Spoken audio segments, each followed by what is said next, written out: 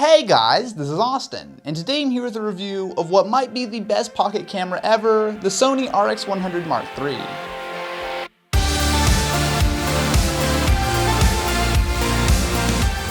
With smartphone cameras getting better and better, buying a point and shoot has become a much harder sell, but the RX100 does a great job of showing what's possible with such a small camera.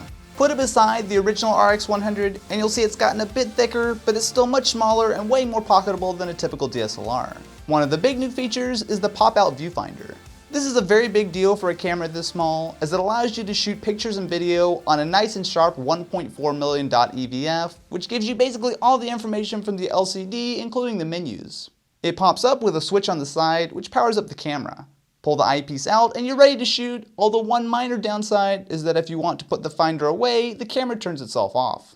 Around back is a nice and bright 3-inch LCD that you can angle downward or flip all the way up to get that perfect vlogging angle. For a one-man operation like me, being able to see myself when I'm filming is a huge help. So I'm actually using the Sony RX100 III to record myself right now, and Sony's really pulled out all the stops on the video side. Several of my recent videos were shot on the RX100, and thanks to that reasonably large 1-inch sensor, you can get almost DSLR-like depth of field and dynamic range. A big improvement on the Mark III is Sony's new XAVC HD 50 megabit codec, giving you much more room to push your footage and color grading. The standard 24p and 30p footage is nice, but you also get 60p and 120p modes as well. The 60 FPS video looks fantastic with almost no loss in quality, but bump things up to 120 frames per second and it crops in quite a bit and drops to 720p, giving you very soft footage. It can be usable if you just have to have that super slow motion look, but I can't imagine myself ever using it over the fantastic 60p mode. However, if you're serious about video, you're going to be limited to using the built-in mic on the RX100. Now it's definitely not bad, however unlike a DSLR there's no mic in jack, so you're pretty much limited to either using the RX100 audio or getting some kind of external solution. Going around and telling people that they're idiots for wearing these, in my opinion, is a little bit much.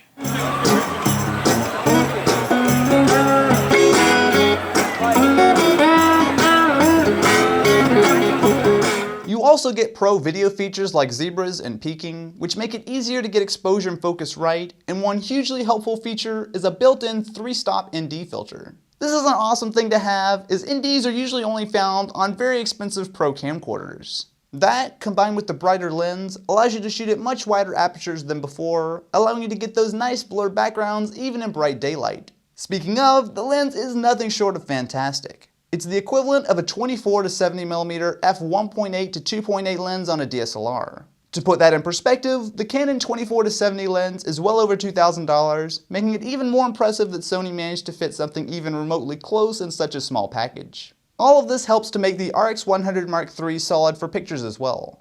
With 20 megapixels on a 1-inch sensor, you're getting a lot more detail than on a smartphone, which allows you to crop way in and still get a usable shot for sharing to sites like Instagram. The lens is long enough to get nice portraits, and it can also pull off a nice macro shot too. The bokeh is also absolutely fantastic. Nice and creamy thanks to that new Zeiss lens, and it's nicely controlled with minimal flaring even when shooting directly into the sun. Low light performance might not be able to touch a high-end DSLR, but it's still impressive. Since the lens is fairly bright and has good stabilization, you can get some nice shots at night, but it's no low light monster like its bigger brother, the A7S. Autofocus has always been good on the RX100, and the Mark III is no exception. It grabs focus quickly and accurately. It also has a 5 frame per second burst, which is better than some DSLRs in this price range. The Sony RX100 Mark III might be the ultimate YouTuber camera. It's small enough to fit in a pocket, and yet has good enough image and video quality to replace a DSLR for me. So what do you guys think? Would you ever pick up an RX100? Definitely be sure to let me know in the comments below. Anyway guys, thank you so much for watching, and I will catch you in the next one.